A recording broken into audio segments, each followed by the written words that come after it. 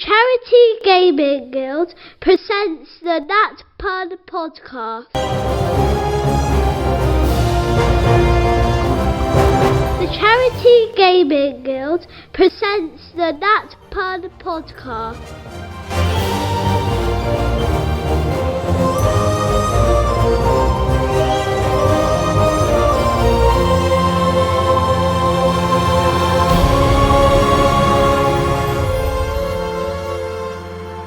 Hello and welcome everybody to our episode of Fireside Chat. As always, I'm joined by my lovely co-host. Say hello, Andy. Hello, Andy. Say hello, Bertie. Hello, Bertie. Say hello, Ash. Hello, Ash. Welcome everybody. So, I thought today we would have a chat about Eberron, Forge of the Artificer, which came out in early December. It's a new book, specifically sort of expanding on the Eberron settings and adding an update mainly for the Artificer class. So first off, I suppose a bit of an overview of what the book kind of covers. So the big thing obviously is the overhaul of the Artificer class, changes to the previous class, bringing it up to date in 2024 rules, as well as a new subclass, which is the cartographer. There's some new species in the book as well. So, or species updates rather, around changelings, Kalistars, shifters, warforged, and Horavar. Funny one. A strange one to pronounce that. As well as some new origin feats, and now having the ability to take dragon marks as feats. And then there's also some kind of DM tools and campaign frameworks around Eberron in there as well. But today I thought we'd have a bit of a close look at the Artificer class and kind of talk through that a little bit. How many of you guys have played an Artificer before? I haven't ever. I have. You have? I have played an Artificer. Okay. A Centaur Artificer. Is it Artificer or Artificer? I think it can be whatever you want it to be. But Artificer sounds more German. Artificer. Artificer. It's I think fun to say. Artificer sounds more American. Artificer. Artificer. Artificer. Artificer. Artificer. So it's, from my understanding, it's a character class that kind of creates things as they go, as needed for the situation, yeah? Very much so. So I think I've seen it played in a couple of different ways, but it's more about using magic and items like tools to create either something mundane that you need, or to replicate almost like the effects of a spell in an item, along those sorts of lines generally. Okay. People play it in lots of different ways. Some people play it very magical, some people play it very mechanical, I suppose. It just depends. It's quite a on how you theme steampunky type, isn't it? Yeah. And that's definitely reflected, I think, in the subclasses that are there for it as well. Yeah. It's a really cool class, but I think it's quite a complicated one to play. Yeah. Because I think you have to know a lot. You have to know what items you can create and understand how they can be used in different situations. So if you're just starting with D&D, I perhaps wouldn't start with this class. Unless you really want to challenge. Unless you really want to challenge. But Yeah, there's lots of lists of things you can make, lots Exactly, of lists of things you can do, isn't there? And there's also, in the book itself, there's call-outs to, in the DM's guide, Yes. as well, which if you just started out, you just not. You know when the class calls out the DMG that it's got something chunky in it. That's not a book everybody buys. Yeah. So I suppose primary traits, so the kind of the core of the Artificer class, primary ability trait is intelligence. You get a D8, so reasonably pokey for your hit dice. Save and throw proficiencies in Constitution and Intelligence. Skill proficiencies from Arcana, History, Investigation, Medicine, Nature, Perception, Sleight of Hand. So that's quite a broad spectrum of things, from sort of very wizardy to almost thief in terms of choice, which is quite interesting. Simple weapons, tool proficiencies with Thieves' Tools or Tinkerer's Tools, and one other Artisan's Tools of your choice. Light and medium armour proficiencies as well as shields, and then leather armour, dagger, Thieves' Tools, Tinkerer's Tools, and a Dungeoneer's pack kind of as the standard starting equipment, which I think is an interesting starting array of stuff, because it doesn't really box it into you're a spellcaster or you're a rogue. No, it's quite generic kind of. Generic, it has a lot of options. You've got two tool sets within your starting equipment, Thieves' Tools and Tinker's Tools. And the other thing that always strikes me with this is the proficiency being in con and intelligence. I always feel like it would be dexterity and intelligence because you're making things with your hands. Yeah. Always surprises me. Maybe the things you make blow up a lot need to be tough. Yeah. Especially flowers. Yeah, absolutely. So yeah, I suppose looking at the main class and the things you can do. So at level 1, you kind of get your spell casting and your Tinkerer's magic.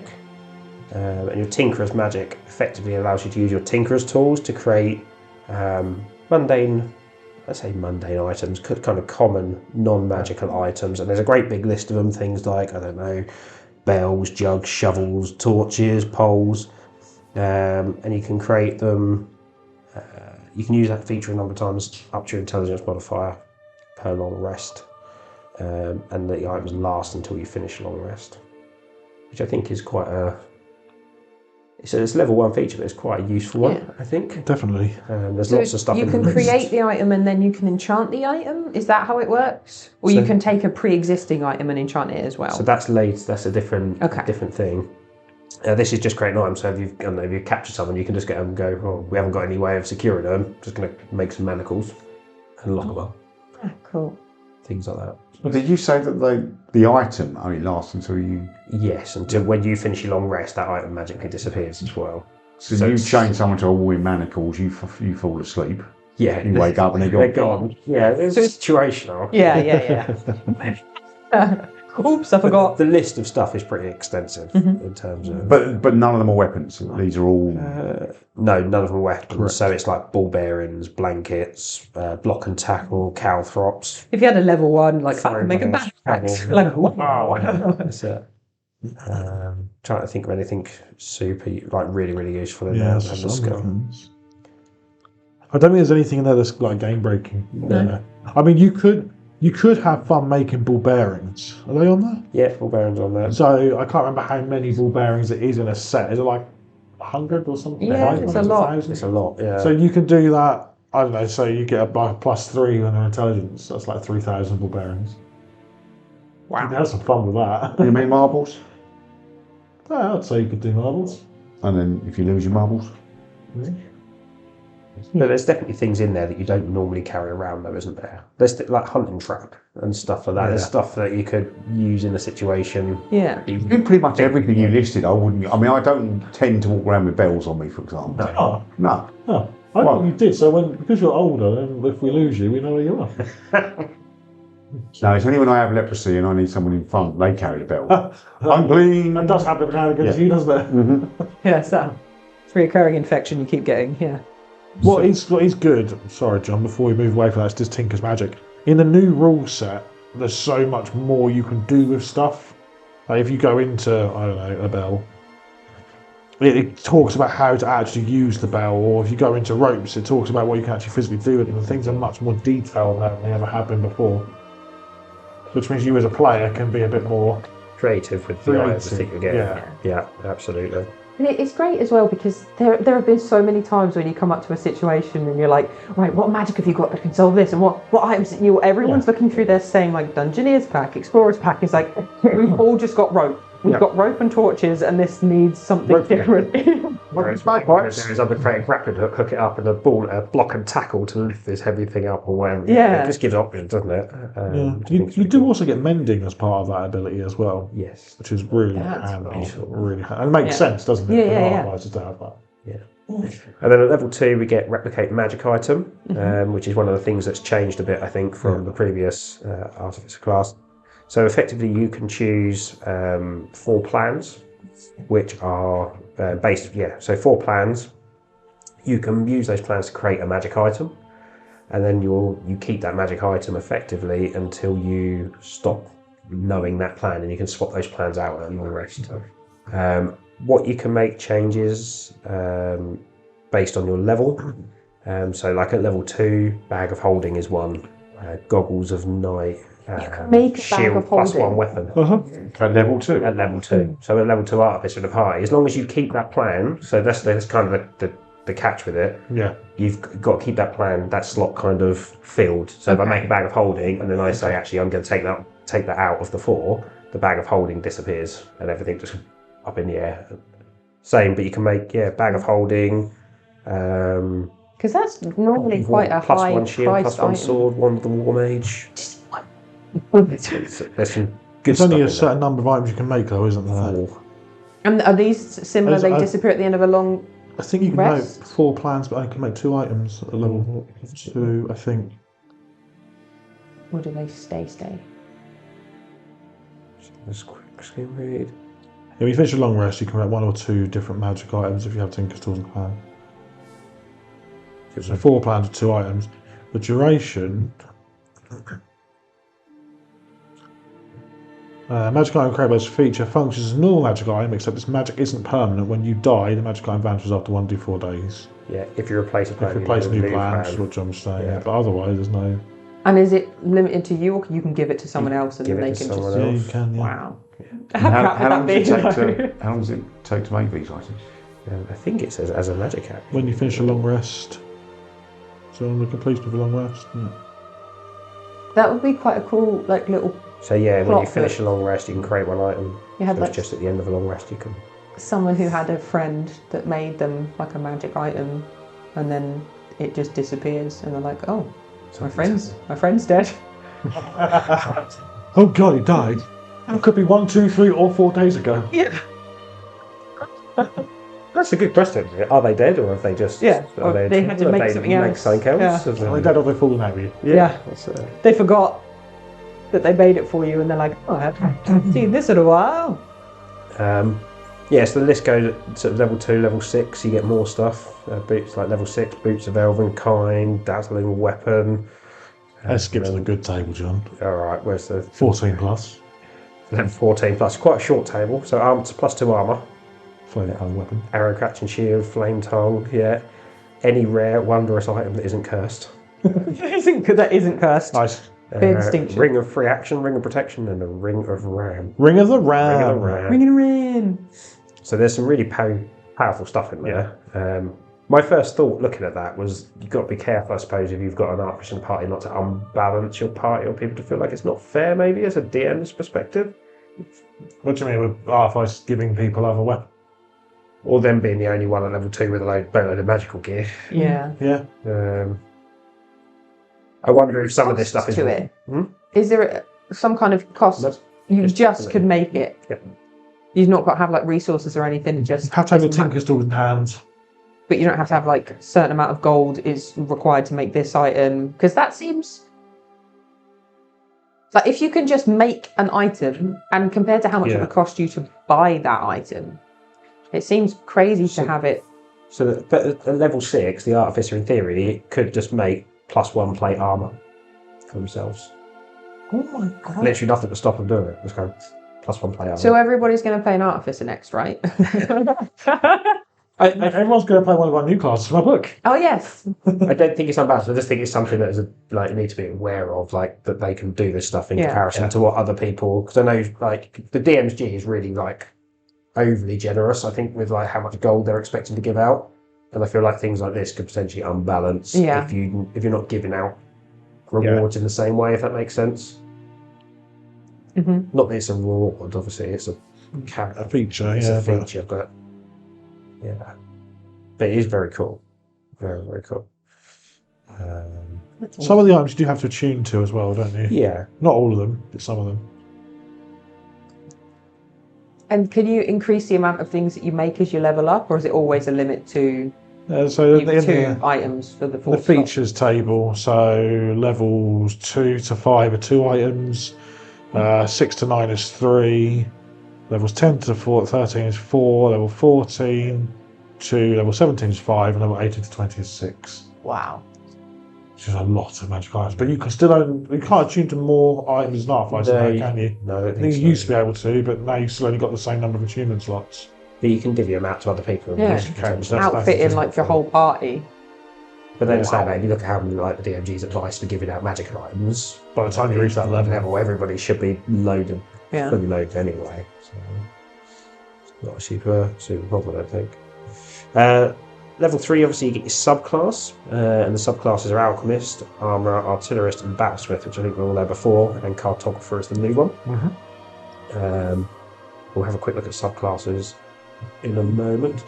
Level 4 ability score improvement. Level 6 magical item tinker. So you can, as a bonus action, charge a magical item, which basically gives it its expended slots back, refills it effectively. You can drain a magical item, so take it away. So if you can touch a big bad magical sword, or whatever, you can take all the charges out of it. Wow. And you can transmute a magical item. So make it into like a chicken. Just have to figure it. Cool. Is that transmute? Chicken. Right, but maybe not quite a human.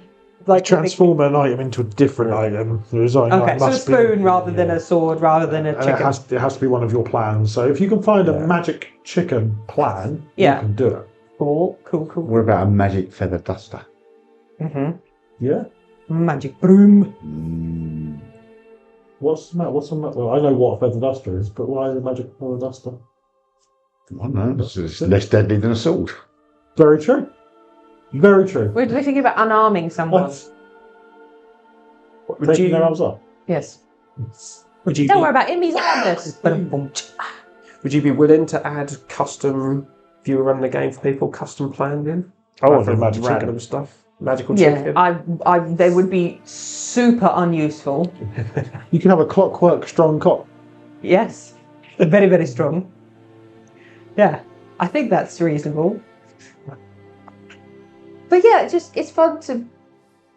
I think sometimes you want to introduce stuff. A lot of the times, especially when you're doing one-shots, when people get something, they want it to be something that's going to be helpful. Yeah. So it's fun to be like, okay, cool, yeah, you can have this helpful thing. But did you also notice, like when we did the last big game and we had a bag of screaming pebbles, we all were like, yes, we all want a bag of screaming pebbles, please. We have no idea what we're going to use them for, but at the same time, we're also after the +1 armor and everything like that. So having a chance to give someone the option of going, yes, I've made a great axe, but I also have an option to make a talking chicken. And just giving them that little bit of, go on, just go on. You know full well they'll find more use for talking chicken than great. What you think are useful, it's actually the useless stuff is much more interesting. I'm adding a magic juicer. Magic juicer? Yeah, they just don't know what flavour's coming out. They just turn it on and they just don't know what they're going to get. And it should juice everything. Anything you put into it, it will become juice. We need to hide this body. And then you open up like a lemonade stand, but it's a juice stand. Oh, is this tomato? Yeah. Yes. But it's a Mediterranean tomato, so it tastes slightly different. A little bit iron. I'm gonna be the paprika. Yes. I love it. Moving on, level 7. Just gonna Moving on. just gonna Level 7 is Flash of Genius. So basically you can, as a reaction, when somebody fails an ability check or saving throw, you can give them a bonus equal to your intelligence modifier, which is always nice, bit of buff in the party. Yeah. I just can't read it through this. I can't work out what this class is supposed to fill. What role are they? Like, they're not full support, but they could be. But they're not full attack. So what are the benefits to offensive for this? I know you can create the weapons, but is there anything like real? I mean, you're still a spellcaster. Yeah. Yeah. You have spells. I think it is a support class. It sounds like. I think the way it's designed, because if you look at the features and traits table, your proficiency of weaponry is only simple weapons, not martial weapons. Yeah. So if you create a +1 greatsword, you ain't using it. It's very true. You've got to give it to someone else. Yeah. So actually what this class excels at is working out what holes there are in your party Trying to fill. and helping to fill those holes. And that flash of genius that you were just talking about there, John, that's exactly what that is, isn't it? It's about upping rolls and making them more successful. So I personally think this is a pure support class. What kind of spells do they have? What is Artificer ones. what do those spells? Are there spells that are artificer that are completely different to all of the other spells in the book? Do they have their own, There's or are just they an just artificer spell on the list. Subset of wizard mostly, isn't it? I think. Yeah. Just trying to find it. I know they've got mending because you said mending. So that's 1. And that's not an offensive. It's not an offensive spell.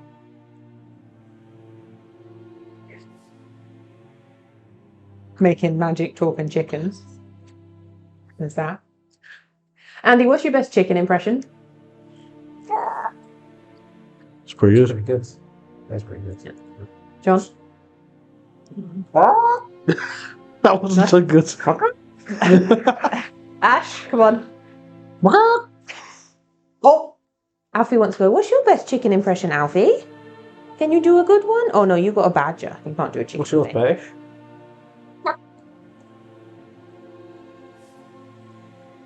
Chicken line and egg. I only ever do chicken's laying eggs. I can't do them in any other situation. Tune in next week for high quality audio. Yeah. High quality broadcasting material. Surround sound. Surround sound. It's more less interesting to listen to chicken noises than it is silence while we look for spells. Whilst Ash is looking up spells, That's just struggling. level 10, you get magic item added, so you can now attune to 4 magical items at once. Okay, so it does increase It it. does increase a bit, yeah, as you Nice. get higher levels. But you just can't use them if there's certain types of Yeah, certain types of things you make, Okay. can't use it. Level 11, you get spell storing item. So basically you can... a simple or martial weapon, or one item that you can use in spellcast effects. You basically store a spell inside of it, and as an action, you can cast that spell without removing the components, which is quite cool. I think that's a trait I had before. I'm trying to remember if I've played. I know when I played one of the games before, one of the other characters gave. They gave me something, and they're like, it's got 3 charges, and I don't think I ever used it. But it sounds similar, so I don't know if that person was playing an artificer. That pen lid is just. I'm just going to put it down, so I don't need the it. devil. But yeah, it's. So is that just an artificer thing, or are there other classes that can kind of charge weapons? Is it? I think it's only an artificer that can recharge a weapon. Okay. But there are plenty of weapons that have charges. Okay. I found the spell list. Aha! It was just right at the front the whole time. Oh, in the book. So there's a mixture of a bit of everything, really. Cure wounds, disguise self, false life, featherfall, grease jump, long strider, dark vision. It's all Support stuff, isn't it? Yeah. yeah, there's a bit of damage. You've got heat metal, which does damage. Elemental weapon, protection. Yeah, it's all support. Yeah. Yeah, pretty much exclusively. Unless you go into the armour. And then you get all the stuff. Then you get some spells, we'll talk about it when we get there. Yeah. I like the way that Bertie's covering a microphone so no one hears the licking. Well, it's more just so he doesn't try and eat it, because I think it looks very tasty from a dog's point of view. Not just a dog. Bless you. Hello. We do. We've got Alfie in with us today again, haven't we? And he keeps coming for cuddles. 11:14. Yeah, the heavy breathing. Have an Alfie It here. is us. He is a party member. He is Patch. Yeah. He is. I'm just very conscious of the snuffling down the microphones as he comes for that cuddle. It's She's all right. ASMR. It's beautiful. Oh, yes, we cater for everybody here. Yes, we did. It's put his snuffling and us going stack. Like illnesses. To be fair, they're getting both. Yeah. What's Full that array. to love? So level 14, you can now tune up with 5 magical items, and you get refreshed genius, so you can basically reuse your flash of genius feature when you finish a short rest. Level 18, 6 magic items you can tune to. That's great. Level 19, you get an epic boon. Epic boom. Big boom. I like the way it recommends one. Resistance. Energy resistance is recommended. So it's basically an extra feat, isn't it? Yeah. That you get. And then level 20, Soul of the Artifice. Soul in the artifice. So you can cheat death if reduced to 0 hit points but not killed outright. You can disintegrate any number of uncommon or rare magic items created by your replicate magic item feature. If you do so, your hit points instead change to a number equal to 20 times the number of magic items you've disintegrated. That's nuts. That can get you. Wow. No, I thought Soul of the Artificer would be like comfy shoes. Did you roll on that one? So again, though, that's a little bit like, sorry guys, I'm about to die. Oof, your armor's gone. It's gone. I think it turns you 120 hit points. Yeah. Not back, isn't it? Yeah. Yeah. Where's the hit points? And then when the second part of that is Magical Garden. When you finish a short rest, you regain all expended uses of your Flash of Genius. If you have attunement to at least one magical item. So that's very cool. There is the long artificer spell list at various levels. Well, literally scroll to and then dang it. So subclasses wise. So there are 4 subclasses. The first of which is the Alchemist. So the Alchemist kind of uses alchemy. Which is like potions and stuff. Mixing liquids, that sort of stuff. Okay. It's very cool. That wasn't the old one as well, wasn't it? Yeah. So hang on, sorry. So the bit that you've just read, that's just the main. That's the main you can, class. regardless Every of artificer. every artificer can make all of these, and this is the extra. Oh, you can also make. So you can make these magic items, and then you can also make potions. Yeah. They get extra spells as well, so you get specific spells for the different Bluekins. classes. Which is quite cool. So you get proficiency with alchemy supplies and the herbalism kit. You can brew a potion, and the amount of time required to brew a potion is halved, basically. And is there because normally I know that with some of like clerics and stuff, if you've got I think it's like a herbalist kit, you can technically brew a potion. Yeah. So is this done through magic, or is this done through that kind of thing? It's done through that. That's a mechanism that everyone else uses, but the time required to make it is halved. Okay. So I can't remember how long it says. Normally it's normally quite a while. It's about 8 hours. I So think. Isn't it? I'm just trying to have a look. I can't remember. It isn't. It's significant. Because I think for some of the higher level healing potions, it's like 10 days or something. It's a significant. That might have just been flavour that one of my DMs used at some point. But it's not going to be anywhere near as quick as the magic items that you can make. No. It's just like, oh, there you go. And then spells wise, you get Healing Word, Ray of Sickness, Flame Sphere, Melts Acid Arrow, Gaseous Form, Mass Healing Word, Death Ward, Vitrolic Sphere, I'll get that right eventually, Cloud Kill, and Raise Dead are the spells So that it's a bit more still attacking. a bit more But attacking. it's mainly support, isn't it? Yeah. There's a very cool picture as well. And does it give you a list of the types of potions you can make? Just having a look. So it says you can make any of the potions that are kind of mentioned in Dungeon Master's Guide. Okay. So, which is pretty much all of them. So, you also get experimental elixir at level 3. So when you finish a long rest while holding alchemy supplies, you can use that tool to magically produce 2 elixirs. For each elixir, roll on the experimental elixir table. Well, that sounds interesting. For the elixir's effect, which is triggered when someone drinks that elixir. It appears in a vial, and the vial vanishes once it's drunk or poured out. And it remains when you finish a long rest. Nice. Okay, so you can make something that will last longer than a day with that one. Yeah. Nice. As a bonus action, a creature can drink the elixir or administer it to another creature within 5 feet of yourself. And then the list of, there's 6. So, yeah, when you create this, you roll a d6. The first one is healing. So it's 2d8 plus your intelligence modifier healing back. The And that artificers scales or at the characters who takes it? Artificers. Cool. Nice. Because they should have high intelligence. Yeah. Mm-hmm. 2 is swiftness, so increase your speed by 10 foot for 1 hour. And again, that levels, so it's 15 foot at level 9. Nice. And 20 feet at level 20. I think 20 feet of movement at a time is pretty nice. 3 is resilience, so plus 1 bonus to AC, and for 10 minutes at the base level, and then 1 hour at level 9, 8 hours at level 15. Boldness, so 1d4, and add that to the number rolled in every attack roll or saving throw.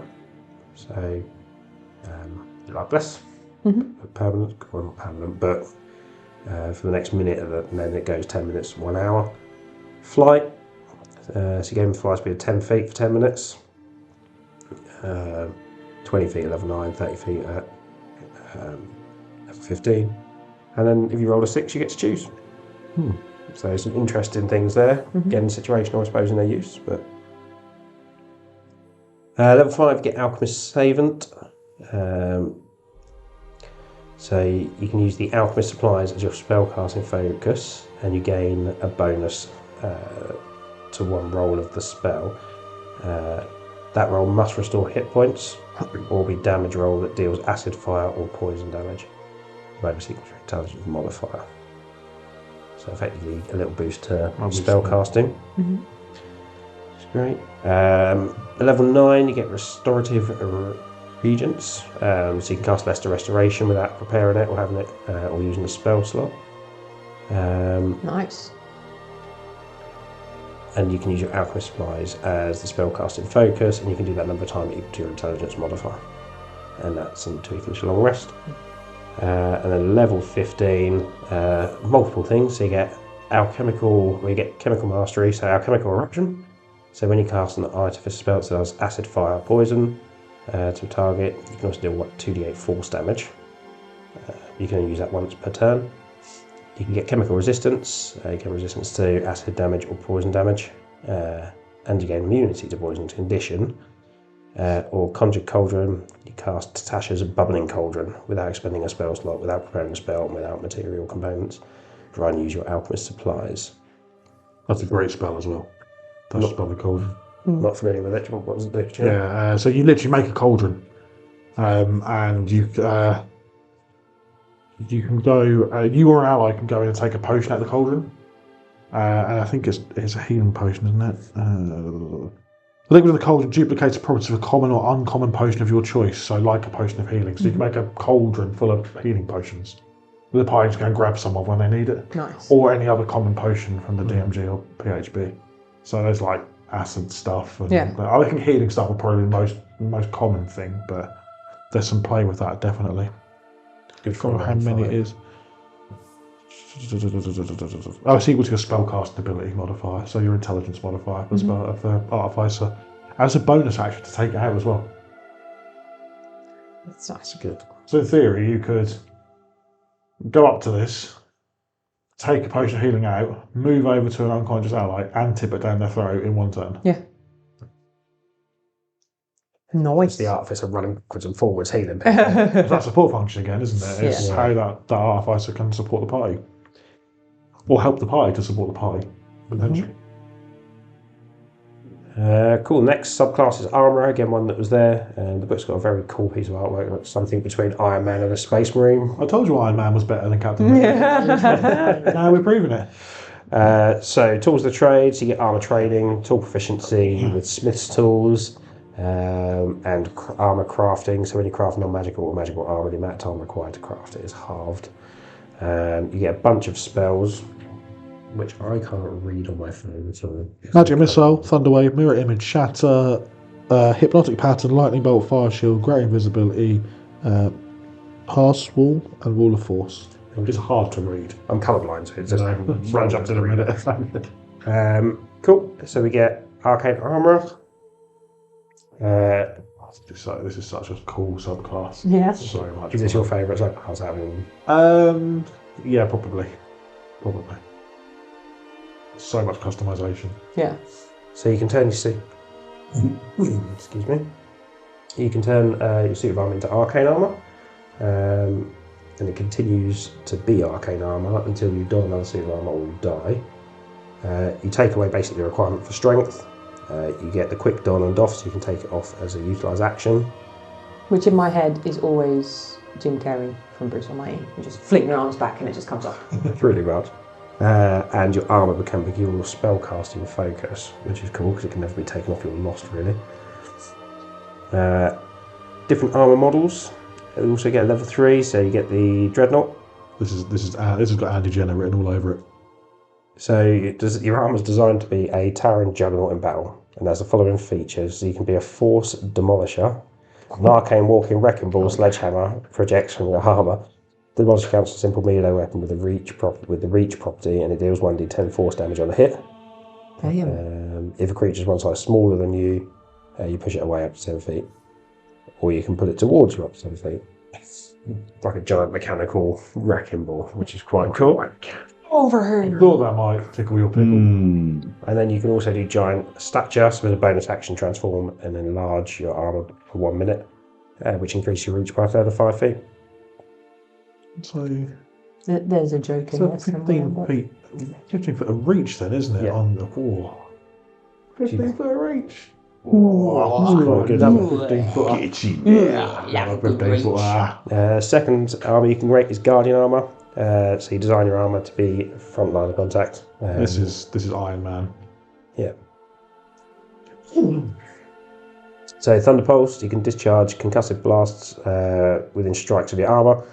Pulse counts simple melee weapon, does 1d8 thunder damage on hit. Creature hit by it has disadvantage on attack rolls against targets until the start of your next turn. So that's really powerful actually, again in support. Like it's a support feature, isn't it? But it's good for the overall party, especially if you're mobbing a big bad. And defensive field, so while bloodied you can take a bonus action to gain temporary hit points equal to artificer level. You lose these if you take your arm off. So that doesn't say that that's restricted in any way, so literally whilst you're bloodied every turn you can add temporary hit points to yourself. Yep. Which is quite cool. Last armour type is Infiltrator. So really as it says, it's for being sneaky. You get a lightning launcher. A gem-like node appears on your armour from which you can shoot bolts of lightning. Launch counts a simple weapon, ranged weapon with 90 feet and a long range of 300 feet. It deals 1d6 lightning damage on a hit. When you hit a creature with a launcher, you can do an extra 1d6 lightning damage to that target. Powered steps, increase speed by 5 feet, and dampening field, your advantage on dexterity stealth checks. If the armour imposes disadvantage on such checks, the advantage disadvantage cancels each other out. So you could have sneaky plate armour effectively, which is quite cool. Level 5 extra attack, level 6 improved armour. So you have an additional plan for your replicate magic. It must be an armour category 1. You can create additional feature, and you get improved arsenal, which gain +1 bonus to attack damage rolls made with a special weapon or your arcane armour model. And then level 15 is perfected armour. So again, this boosts the damage that you can do from the Dreadnought, the Guardian, and the Infiltrator armour, and boosts the features. What do you think about that, Andy? I'm still thinking about having a wrecking ball going. I bet you are. Yeah. It's you all over, mate. You need to Please. do that. Next time you play again.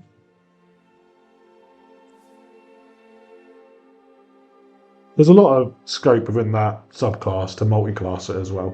Because it doesn't actually stop you using any other weapons or anything.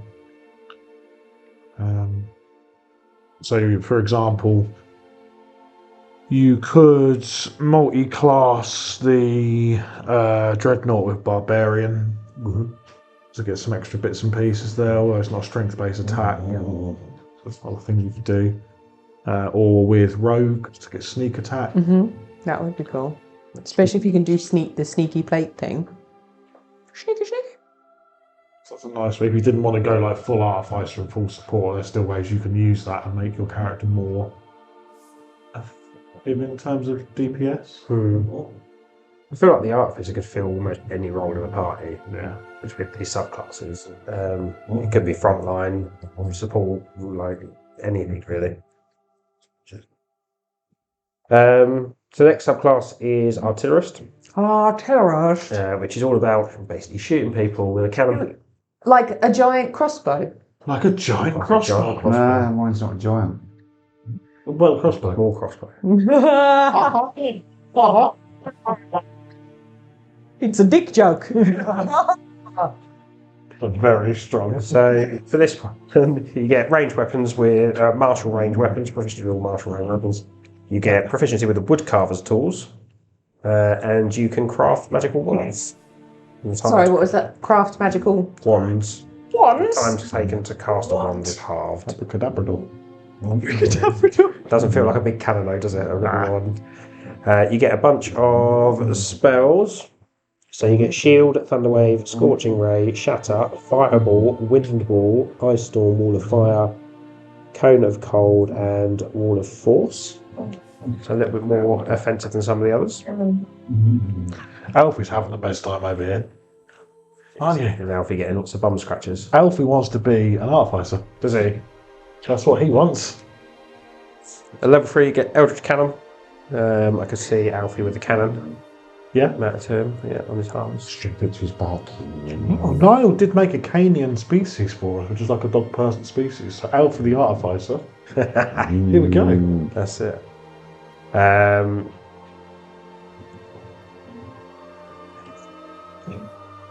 So it's a little cannon that actually I've got a surface within 5 feet of yourself. So it's a separate cannon to you that can basically walk around and shoot. How about you share the joke? You said it so casually. What did he say? It doesn't feel like a big cannon, a little one.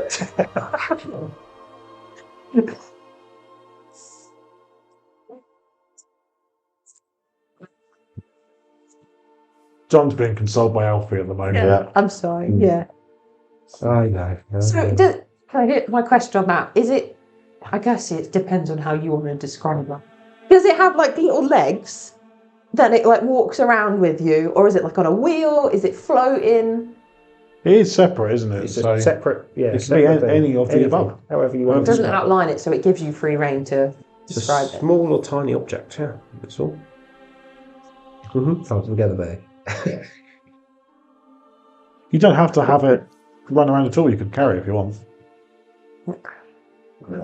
Hip I mean, if that's how you shoot a gun, I understand why you did so. If it shoots itself, you don't have to. You just have to carry it. So you just hoof it under your arm, Hoof it under your arm. or you could do it like Predator and have it affixed to your shoulder. So that's what Like I a- did when I played the Artificer in the same game as you. Yeah, you did. Yeah, I remember. So as a bonus action, you can use the cannon. The cannon can use flamethrower, force ballista, or projector. Which projector? That's what you have to. It projects a him up on the wall. You have to sit it like back at school again. I don't know why I read it as projector. It says protector. So flamethrower, obviously. Sorry, John. That wasn't Cone. That's right. Don't fuck you lot. It's okay. I'll try and do my serious bit. Like it's all right. There's nothing serious on that podcast. I feel like we need to just take a break and everyone just read a pun because we haven't had any today. Wow. Haven't had any in 3 weeks. I tried to do that with a double nat 20 and everyone said no. Rules is rules. Roll a dice right now and see if you get a 1. Oh, hang You on. can read The right. person who has the most chance of rolling a natural is Andy. Come on, Andy. Come on, Andy. Nice. Try and get a... We just need a pun. So you'll get a bit too serious. He's going to do that Alfie, 20. you help him.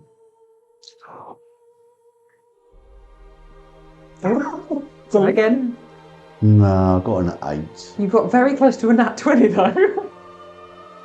Oh, You just keep rolling. to that, get Andy, that for us. Yeah, he'll keep rolling until he finds one. So flamethrower 2d8 fire damage, force ballista 120 feet 2d8 force damage, and Andy has rolled a natural 1. So we're gonna have a pun Thank goodness. Break up the. just to break up the reading. And The conversation. immature. Go on. Is it going to be Better one be a that good you've one. written? Is it from Guess Who? Okay. Might be. Pre-read. Did you hear about the guy who started chirping after a one-night stand? No. They think he caught a canarial disease. I feel it's that one. John. What's that word? No. You just want- Has it scratched that itch for you, John? If it has, Unintended. or if it hasn't, natural yogurt. What would you give that for? That is if you could scrape it off and use it in the curry afterwards. Whoa.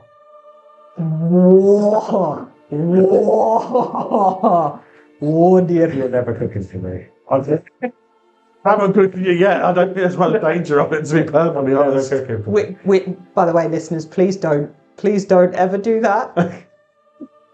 Please don't. If you're like, oh, really? It's not real advice. Every bit of advice I give is real advice. What do you mean? Sorry, John. It's all right. Should we carry on? I think So- you should try. At level 5, you get arcane firearm. So you can use your wood carver's tools to carve special sigils into rods, staffs, wands, Don't know why you're martial looking at me. range weapons, and turn it into an arcane firearm. So it does. So with that then, because in the main bit, I think rod was one of the things that you could create. Mm-hmm. So you could create one and then you could carve into it one of these symbols. Is that how it would work?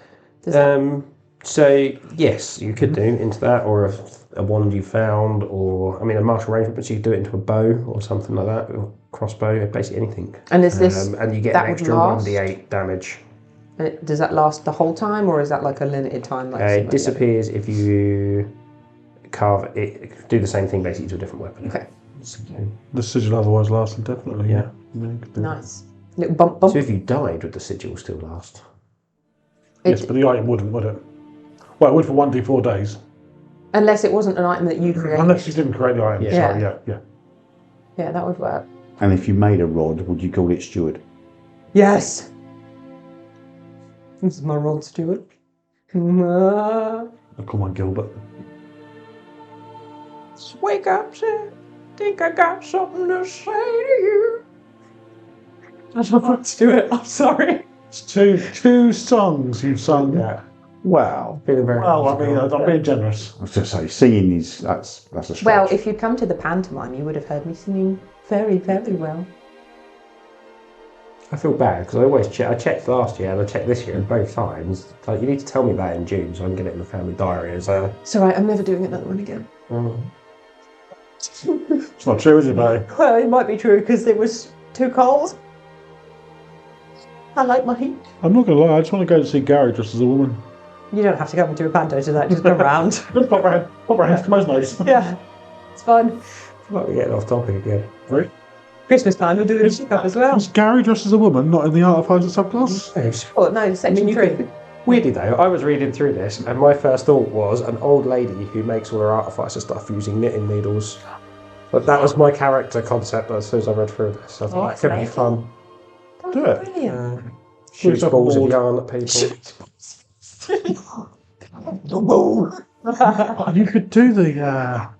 If you had the artificer like dog or whatever, they go out to get it back.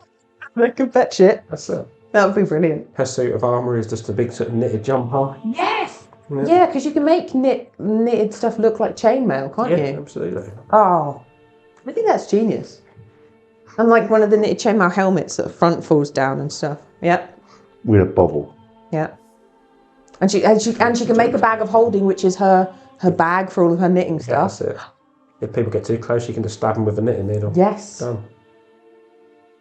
It's like a great class. She exists. She is. Ready to play Sandra when. Sandra. Yeah, that's her name. That's not an old lady name though. Nice. It's not an old lady. Gladys. Gladys, Sylvia, You know, Maud. people aren't Doris. born and given old lady names for when they're old. Yeah, but whenever you meet like, well, this is my son Graham. I was like, oh, you've made him an old man already. He's only 3. It's like if you go to school and it's Graham, it's time for bed. No offence if anyone listeners are called Graham. I think if you walk into a school and shout that it's time for bed, that's a bit weird to be honest, but it's fine. Nap time, don't they? It's Like preschools, they have nap time. One of my friends had a daughter and they wanted one of the traditional Please tell me old it's Graham. names. No, she had a daughter. And they wanted one of the older names that perhaps she could grow into. So they called her Nan. I don't know, this is a joke for that. So mine's kind of considered an old name though. Your official. My official title is considered more of an older lady name. No. No. But yeah, like Gladys, Winifred. Someone I went to school with has a daughter She's- who is about 5 and she's called Sylvia. And another one called Nora, who is younger than Sylvia, so maybe Nora 2 or 3. Becky. So we need to rewind because I've got to admit I don't actually know what your given name is. You don't? No. Sylvia. Yeah, Sylvia. Now, so for me, it could either be Roberta or Beatrice or It's Roberta. it's Roberta. Yeah. Not correct. Roberta Poppy. But it's not. That's my middle name, not my first name, because that'd be weird. Not hyphenated. No. Oh, I know. It was great. You wait till John tells us his given name. It's John. Yeah, no. Oh my god! Oh my god! My hand is blown. You're officially an Andrew, aren't you? Officially, I'm Laird Andrew Michael Jenner of Glencoe. Is that because you purchased it online? He owns a 6-inch square of Ireland. I own some of the moon. I am a Martian. That's what he says for all the girls. Yeah. Oh. That's So you then Ashley? I don't talk about it. I'm not talk about it. Yes. I mean, technically speaking, Ashton? I have a lordship as well. Amy bought it for me. My full name is Ashley Robert John Wilson. You probably shouldn't be giving out our full names. What's your No. date of birth? My sort code, my bank account number, my national insurance number is. Yeah, well, I don't like being called Ashley. I think you can get away with like Sylvia could be like Sylvie, which is a bit more of a youngish name. Yeah, that gives vibes of maybe 60-year-old rather than 80. Yeah, exactly. Yeah. And then Well, 60 is young for some of us. Liv. I don't know. You can figure it out. I don't know. I think you need to rethink your Sandra for your character. Yeah, I don't think the name's right, but I think the concept's good. Especially if you get that description and they're like, "What's your name?" Oh, what's Mrs. Sandra. Doubtfire's actual name? Hortense Esmeralda Griselda. And where did that come from? I'm going to find out for you. It's because she said, Robin Williams says it on the phone, doesn't he, when he calls her? And it's quite a long one, isn't it?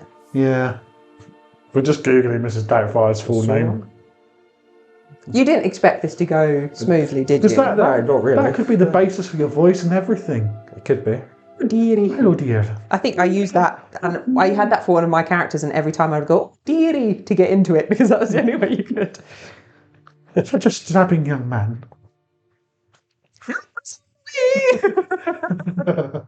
I feel like that would fit in any game. I don't see anywhere that wouldn't fit with the party. I've used the Mrs. Doubtfire voice so many times for NPCs or... Euphigenia. Virginia. It doesn't sound like an old name or a young name. No, it doesn't sound like a name. That's what Bad infection. I've got to touch it for Euphigenius. Dictators do. naturally like it. Hey! A bit too close to euthanasia. Euthanasia Doubtfire. Anyway, moving on. We hope you're enjoying this, listeners. yes. It's gone to shit again. At level 9 you get explosive cannon. I'm just going to move on to the next one. Yep. Yeah. Level 15? Fortified position. So you get double firepower. Okay. Next subclass. Woo, dear. Oh dear. Oh, dear. Help is on the way. Next subclass is That's very Battlesmith. strong. So you get proficiency in smithing tools, and you get weapon crafting. So when you craft a non-magical or magical weapon, the amount of time is halved. A bunch of spells: heroism, shield, shining smite, warding bond, aura of vitality, conjure, barrage, aura of purity, fire shield, glancing smite, mass cure wounds. Mm-hmm. So a bit of a mix there. Yeah. Level 3, you get arcane empowerment. So when you attack with a magic weapon, you can use your intelligence modifier instead of your strength or dex modifier, which is really, really good. Mm-hmm. You also get weapon knowledge, so you gain proficiency with martial weapons. So this is going to be more of an offensive. Yeah. One. So this would be the class if you're going to conjure yourself a +1 greatsword, Yeah. and then go front line. I mean, to be fair, it's called a battlesmith. Yeah. I get Which, clues in the name. in my head was like, it's a battlefield and he's just like in one of them really big, burly, sweaty men in one of the leather aprons just whacking a hammer on an anvil. That was where my brain went immediately. It's still the contribution to a battle. Hold on, let me get my apples set up. Yeah. It's like a forge in the background. His steel defender would have to be something like a Pomeranian or something like that. Oh, Something yeah. very small and Yeah. effeminate. Like in a little basket on the side. Teacup chihuahua. Was it called Yeah. teacup chihuahua? Is that what they're called? Yes, Teeny yeah. tiny ones? Yeah. Yeah, me and my dog knowledge. What? Woof indeed. But I imagine it's not meant to be making stuff in the heat of battle. It's getting prepared for battle. Yeah, that makes more sense. This is a beat the enemy up class. Yeah. That's what this is. That's it. You also get Steel Defender, which is it's basically another construct that you create and have 2 or 4 legs. Doesn't change its statistics and it's friendly to you and your allies. In combat, takes action during your turn. It can move and take a reaction on its own, but it can only take an action or a dodge action unless you give it a bonus action to command it. So you have to use your bonus action to make it do stuff. Yeah. I always feel a bit like unsure about that. I feel like I'd rather do other things like bonus action. But then when push comes to shove, there's actually not a lot you can do with bonus action. Most of the time. So actually it's quite good. Is where I'm going with that. You say that though, it's like when I play classic things like Clerics, totally different. spiritual weapon. Oh, God, yeah. Don't like it because you have to use your bonus action. Yeah. There's stuff you can do with it, isn't there? So, so that's where your metal chihuahua comes in. Nice. If we're going for that, or a Pomeranian, Mr. Sniffles. Mr. Sniffles. Mr. Sniffles. Oh, cute. Sniffles. Pomeranians are the ones where their tongue hangs out the side of their mouth. That's most dogs, I think. No, Pomeranians have a thing where their tongues hang out permanently.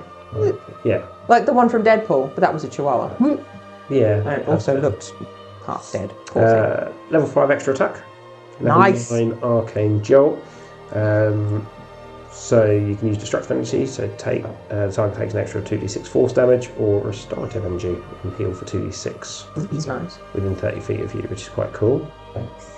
Then level 15 is improved defender. So your improved jolt goes to 4d6 rather than 2. And improved deflection. So whenever your steel defender uses deflect attack, the attacker takes force damage equal to 1d4 plus your intelligence modifier, which at level 15 seems a bit. Nah.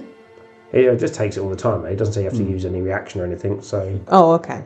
nice freebie. It's like a passive little. Like a passive thing, yeah. And then the last subclass is cartographer, which is a new one. So chart adventurous courses through turmoil is kind of the introductory bit to her. So essentially you are navigators and reconnaissance agents using creations and cartographers to highlight threats, safeguard allies and carve portals to distant locations, which sounds interesting. So tools of the trade, obviously cartographer supplies, cartographer's tools, and you can craft scrolls for half the cost, which is actually useful. Very useful. Cartographer's spell list is Fairy Fire, Guiding Bolt, Healing Word, Locate Object, Mind Spike, Cool Lightning, Clairvoyance, Banishment, Locate Creature, Scrying, and Teleportation Circle. Some fantastic spells in there. Yeah, really, really good The spells. Mind in there. Spike's a really good one, I think. Yeah. Yeah, Guiding Bolt's always a good, solid choice as well, isn't it? So some great spells there. You can also level 3 get Adventurous Atlas. So you can use your cartographer's tools to create a set of magical maps by touching at least 2 creatures. One of whom can be yourself. Hold it together, guys. Hold it together. Up to a maximum of creatures equal to 1 plus your intelligence modifier. Each target receives a magical map, which constantly updates to show their relative position to all map holders. Cool! The maps last until you die or until you use a feature again, at which point. What level is that? Sorry. That's a level 3. At level 5, can you do that in colour? Yeah. Level 6, A3. Whilst carrying the map, you also gain some benefits. So you gain awareness, so the target adds 1d4 to its initiative rolls, which is quite good, and positioning. So you know the location of all other map holders that are on the same plane of existence as itself. When casting spells, create another effect that requires being able to see the target. You can do it basically through the map rather than having to see them, as long as they're within the range. So that's quite powerful because you can effectively cast spells Yeah. and you can't see people. I would definitely want to get more detail on that, because just as like an example of a scenario in my head, you're in a labyrinth and you've got to figure out the way through a labyrinth. The map that you create, does it build the map as you move through the area, or does it automatically show the area? Because that would be quite cool if you're like, okay, Specify. you go left, I'll go right, and you kind of can see the map building the labyrinth, and you can see where everyone's position is, so you can kind of like work your way through. That's very, in my head, that'd be really cool mechanic to kind of think of. But if it's just, here's the map, you can see it, and you just know where each other is, it's like, what with the scale and stuff. It's not actually specified, I think. So you can flavour it as you I think want. it'd be down to your DM to Nice. figure out how that works. It's really cool. I guess it does say to show the relative position, Yeah. which it doesn't necessarily mean the exact location, does it? But it's their position in conjunction to you. I think as a DM, Right, if there, I was that way. Yeah. Yeah, I think if I was a DM and I was being nice, it would show the stuff in between the 2 points, but not necessarily everything else. So your example of a labyrinth, you might have like, you see several walls between you, but not necessarily see the path through if it kind of goes outside of that. Yeah. It's a tunnel, if that makes sense. Tricky one, but interesting. I'm just trying to think of another situation where it would be useful. Because generally, I mean, the rule of school is to not split the pie. This is how you can split the party and be safe, isn't it? Yeah. That's what Or this you could is. just be like, I'm dying! Yes, you're dying over there. Good luck. Can't get to you. Yeah, sorry. So there are some other useful things from the map then. So you also get mapping magics. So you get eliminated cartography. So you can cast Verify without expending a spell slot, outline an effect on creatures as if they were in ink. You can also cast it a number of times equal to a intelligence modifier, and you gain not spend use of long rest. But you also get portal jump. So you can spend an amount of movement equal to half your speed to teleport to an unoccupied space you can see within 10 feet of yourself, or within 5 feet of a creature that is within 30 feet of you, and holding one of your atlas maps. You can't use this benefit if your speed is 0. So effectively you use 15 feet of your movement to teleport to one of the other map holders. Yeah. So Which is that quite combined with that other ability, given that you get them both at the same time, is quite good. You can see their position relative to you, so you sort of know where they don't are, need to sort of know physically what's see them. around them, and then you can just jump to them. Yeah. Help, I'm dying, or help, you're dying. Yeah. The only real limitation is only 30 feet. Yeah. Oh yeah. But I suppose if you've got a fair few people, you can kind of bunny hop it. Yeah. Chain it. Yeah. Yeah, because you're using your movement to do the jump as well. In theory, you could go up to 60 feet if you've got 2 map holders spaced out. Interesting. It's a very, very specific situational one. I don't see that one is all-encompassing kind of. No. You say that though, you say it's specific. How often do we set, like in a game where you've got a rickety bridge, you send the person with a misty step across first to test it, because they can just jump out of the situation if they start to fall or whatever. That's similar sort of use cases to that. I'm thinking more along the lines of like I guess when outside of combat, yes. But for most classes, generally, they tend to be the stuff that's helpful in combat. Yeah. Whereas this one is much more an out of combat benefits, because I can't see that when you're in a fight. I mean, the jumping to someone on the map is like, okay, where are you? I can see you right there, but let me just look at my map and then bump over to you. It seems very much on the adventure kind of benefits with this one. Yeah. Let's see that. Level 5, you get guided precision. So once per turn, whenever you cast a spell from your cartographer spells list, your creatures are also, on a hit, the creature is affected by a fairy fire with an attack roll.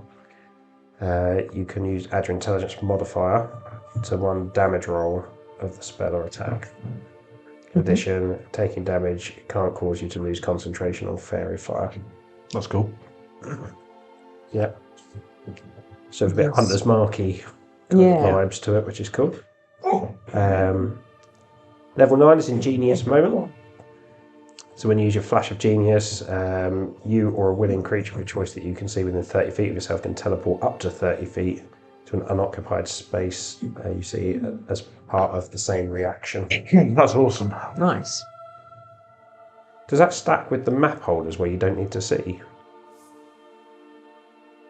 Does it say it's a bonus action? Yeah, well, so the positioning part of the map holder says when casting a spell or creating another effect that requires being able to see the target's effect, the map holder can target another map holder, regardless of sight or cover. So I would say that stacks.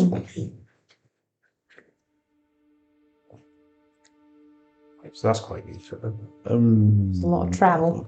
A lot of movement there. Yeah, I'd agree with you. Lastly, at level 15, you get Superior Atlas. So your Adventure with Atlas improves, and you gain the following benefits. Safe Haven.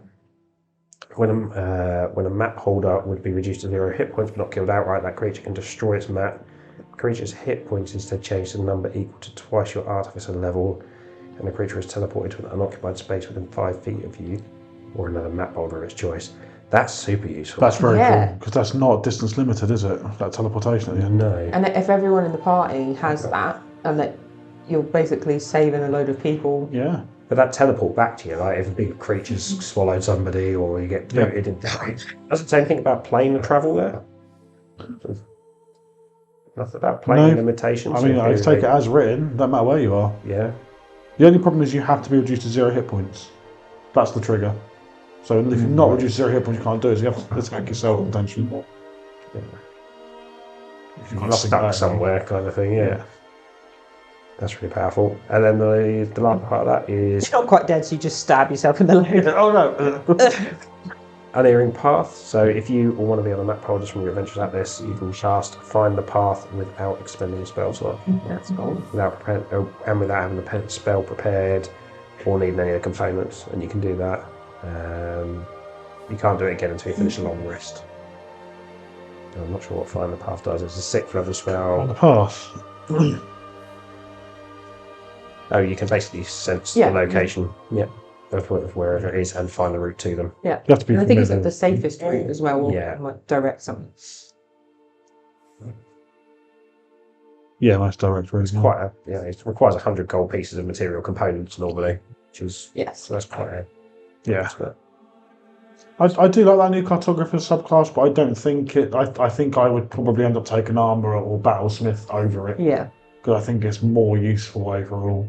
But it is fun and it is flavourful and it has some cool stuff in there. It'd be fun for like an NPC. If you had an NPC travelling with you, it'd be fun for them to have that. Yeah, little maybe fun. dip into mod class as well. Yeah. Potentially. You're helping. So what do you reckon if you play an artificer? What would be a subclass? Battlesmith. Battlesmith, what about you?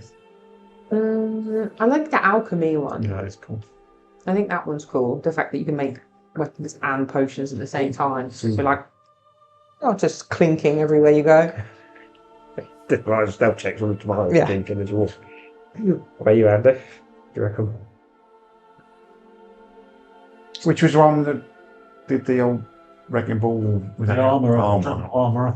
Yeah, I'd be torn between the dreadnought armourer and the battlesmith. No. Battlesmith.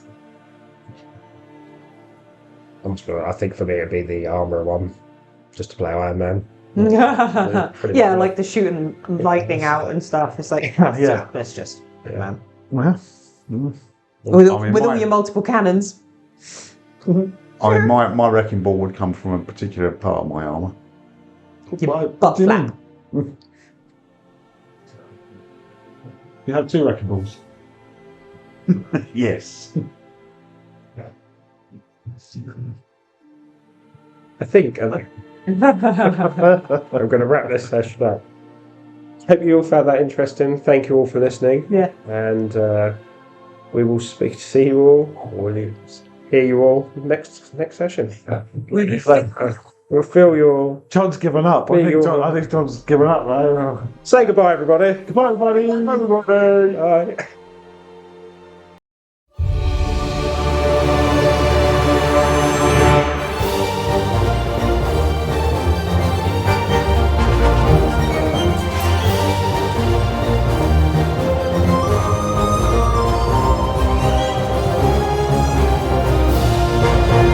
I'd like to say a big shout out to our Ruby members, Joshua, Alberta, Paul C, Claire, Laura and Niall. Our Sapphire members, Kylie, Dave R, Gary, And Emerald member, Stuart. And our Diamond members, and remember, diamonds are forever. It's Zeke, it's Chris L, Martin M, Dave F, John, Bertie, Ash, and me. And of course to our ruling council members, Chris, BT, Sophia and JP. Thank you to everybody for your continued support. And if you're not a Patreon member, please head over to patreon.com/charitydnd where you can join the Charity Gaming Guild and support us today.